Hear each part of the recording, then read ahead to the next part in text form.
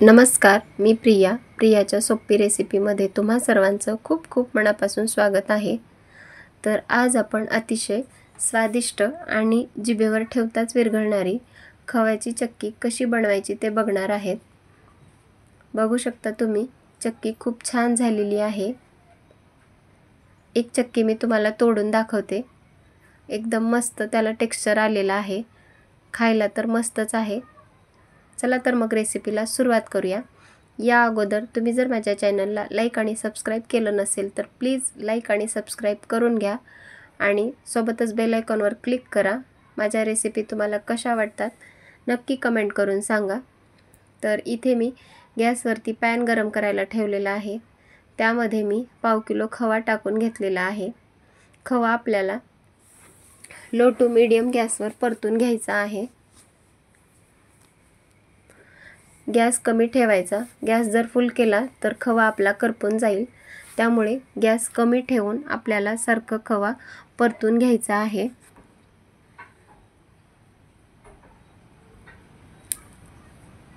जसजसं आपण खवा परतू तसतसं तो पातळ व्हायला लागेल।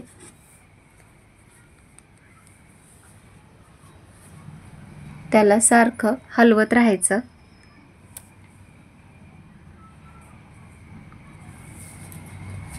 सारखं हलवत राहिल्यामुळे खवा आपला खाली चिटकणार नाही आणि करपणार सुद्धा नाही, म्हणून त्याला सारखं परतून घ्यायचं। जसजसं आपण खवा परतत राहू तसं आपला खवा चांगला पातळ होत आहे। एक 4 ते 5 मिनिट खवा आपल्याला परतून घ्यायचा आहे। जोपर्यंत आपला खवा घट्ट होत नाही तोवर आपल्याला परतून घ्यायचा आहे। आपला खवा चांगला आता घट्ट झालेला आहे। मी गॅस बंद केलेला आहे। गॅस बंद केला की कढई गरम आहे म्हणून तो परतत राहायचा, कारण खाली चिटकणार नाही।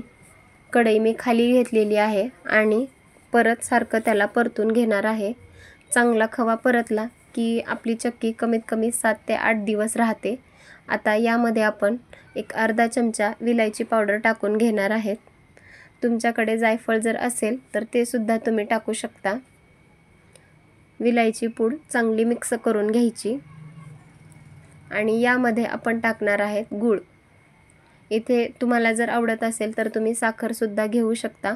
साखर बारीक पावडर करून घ्यायची, पण इथे मी गूळ घेतलेला आहे। गूळ खाल्लेला सुद्धा चांगला असतो आणि ज्या लोकांना जास्त गोड खायचं नाही त्या लोकांसाठी ही चक्की एकदम बरोबर आहे। थोडासाच गूळ घेतलेला आहे, त्यामुळे आपली चक्की जास्त गोड होणार नाही। गूळ चांगला मॅश करून घ्यायचा।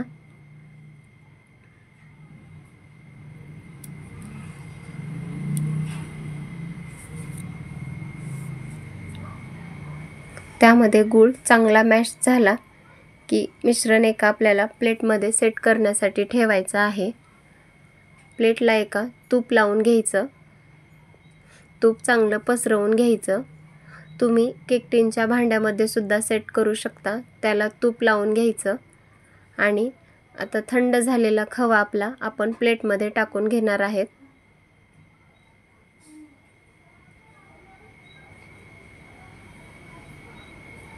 सर्व खवा प्लेटमध्ये टाकून घ्यायचा आणि त्याला व्यवस्थित पसरवून घ्यायचं।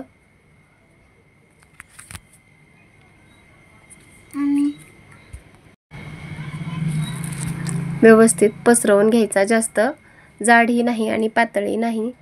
प्लेटमध्ये व्यवस्थित आपला खवा सेट करून झालेला आहे। आता हे मिश्रण आपण 1 ते 1.5 तासासाठी सेट करायला ठेवूयात। हवं तर तुम्ही फ्रीजमध्ये सुद्धा ठेवू शकता। आता यावर आपण काही काजू बदामाचे काप टाकणार आहेत।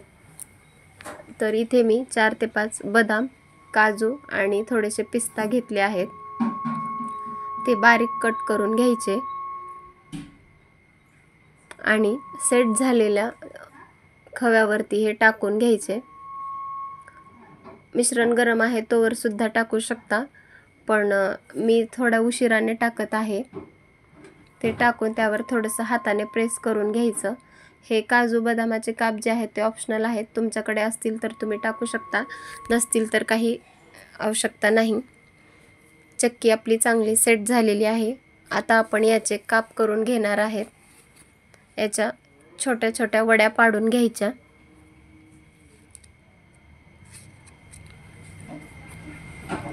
ही चक्की लहान मुलांना तर खूप जास्त आवडेल आणि ज्या लोकांना जास्त साखर खायची नाही त्यासाठी त्यांना तर खूपच ही चक्की आवडेल.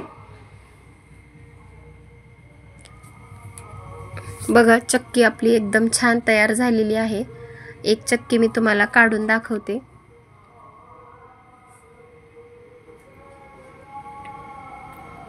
ह्या चक्क्या आपण एका दुसऱ्या प्लेटमध्ये काढून घेणार आहेत.